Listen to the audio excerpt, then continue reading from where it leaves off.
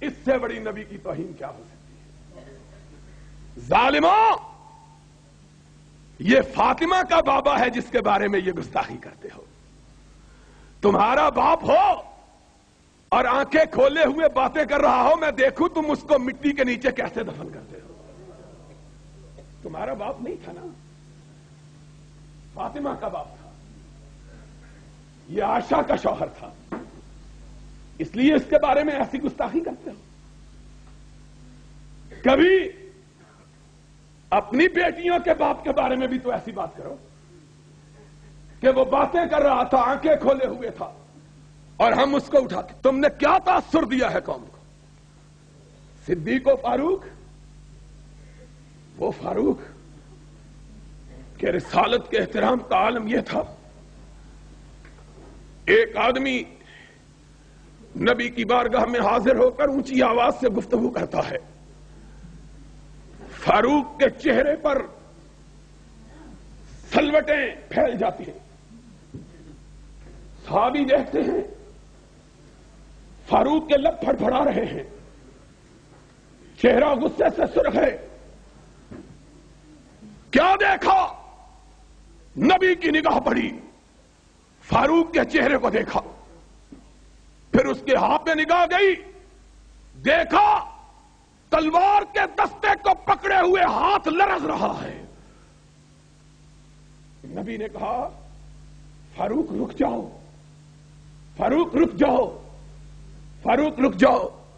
فرمایا آقا، آنکھوں میں آنسو آ گئے، آقا میرے سامنے کوئی آپ سے اونچی آواز میں بات کرے، کعبے کے رب کی قسم ہے اگر آپ کا احترام رکاوٹ نہ بنتا تو اب تک اس کی گردن کٹ چکی ہوتی۔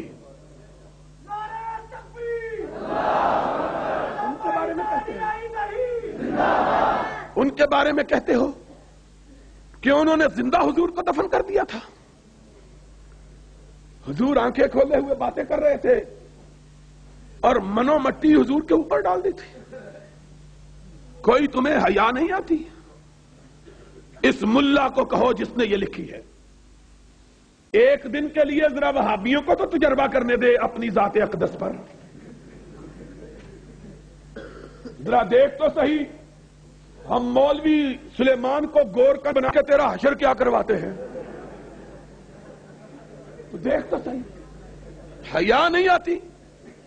اور یہ تو سعید کاظمی صاحب تھے۔ اب ذرا بات سن لو، عادت نہیں ہے مجھ کو، لیکن گرچہ ہو مشاہدہ حق کی گفتگو، بنتی نہیں ہے بادہ و ساغر کہے بغیر۔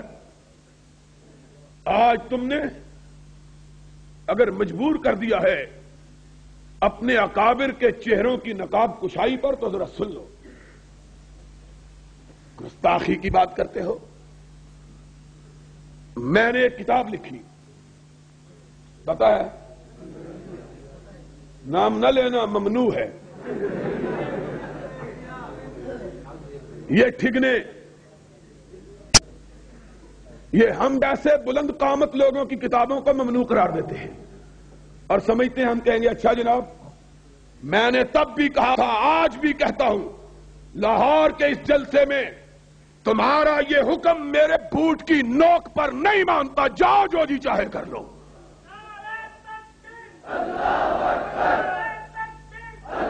تم نے سمجھا ہے؟ ان کو ڈراؤ جو بلیوں سے ڈر جاتے ہیں، ہم کو کیا ڈراتے؟ نہیں مانتا میں اس حکم کو۔ اور آج تمہیں بتلانے لگا ہوں، سی آئی ڈی کے لوگ خصوصی طور پر میرے لیے آتے ہیں کہ آج اس کی تقریر ہے، خبر پہنچانی ہے، اور تمہیں آنے کی کیا ضرورت ہے؟ ہمارے کئی بھائی خود جا کے ٹیپیں پہنچا دیتے ہیں۔ سن لو، میں بزدل نہیں ہوں۔ جب تم نے پابندی کا اعلان کیا کہ البریلویہ پر پابندی ہے، اس کے بعد 6 ایڈیشن میں نے چھاپے ہیں، جاؤ جو جی چاہے کر لو۔ تم کس کو ڈراتے ہو؟ خدا سے ڈرنے والے غیر اللہ سے ڈرنا جانتے، اور جب ہم تو اس وقت نہیں ڈرتے تھے، ہمارے اکابر جب کوئی بھی ساتھ نہیں ہوتا تھا، اور آج آج تو یہ جوانوں کی فوج ظفر موج ساری ہمارے ساتھ ہے اللہ کے فضل سے.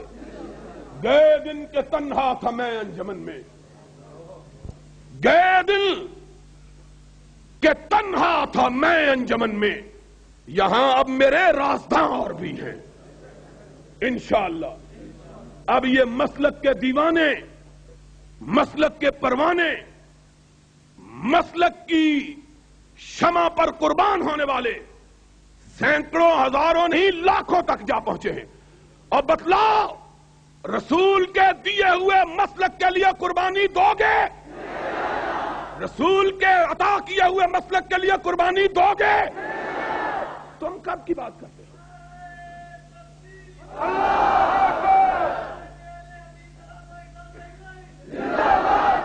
یہ وہ نوجوان ہیں جن کے بارے میں اقبال نے کہا تھا، اگر جواں ہو میری قوم کے جسور و غیور، کلندری میری کچھ کم سکندری سے نہیں.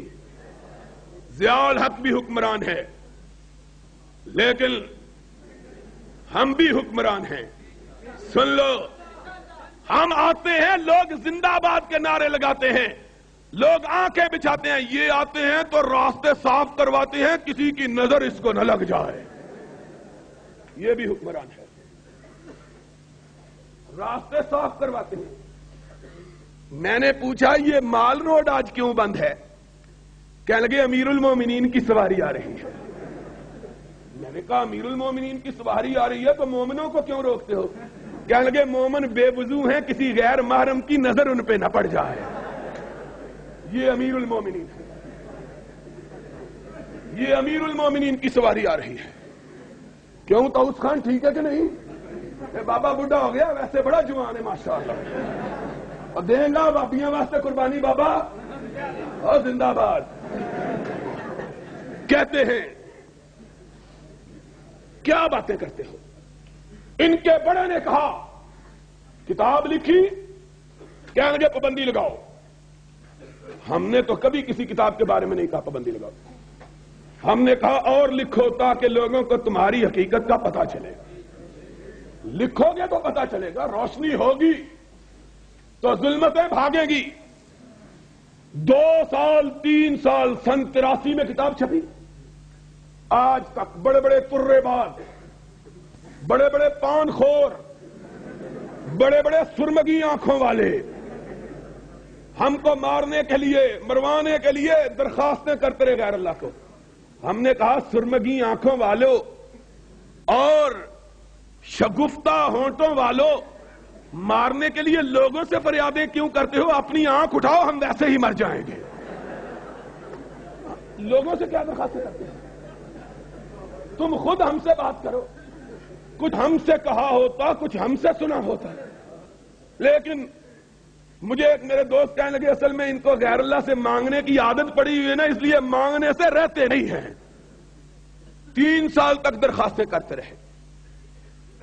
پابندی لگا دو، پابندی لگا دو. اور بیوقوف ہو، عقل دیکھو. میں نے کہا عقل؟ کہنے لگے یار تسی بھی بڑے ظالم ہو، جی عقل ہوں تو یہ ہو کچھ ہوں، جی عقل ہوں تو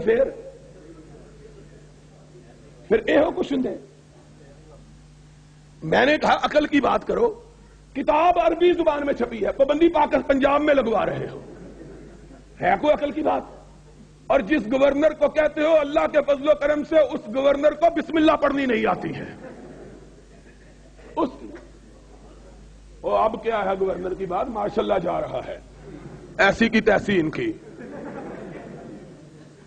میں یہ کہہ رہا تھا کہ غیر اللہ سے فریاد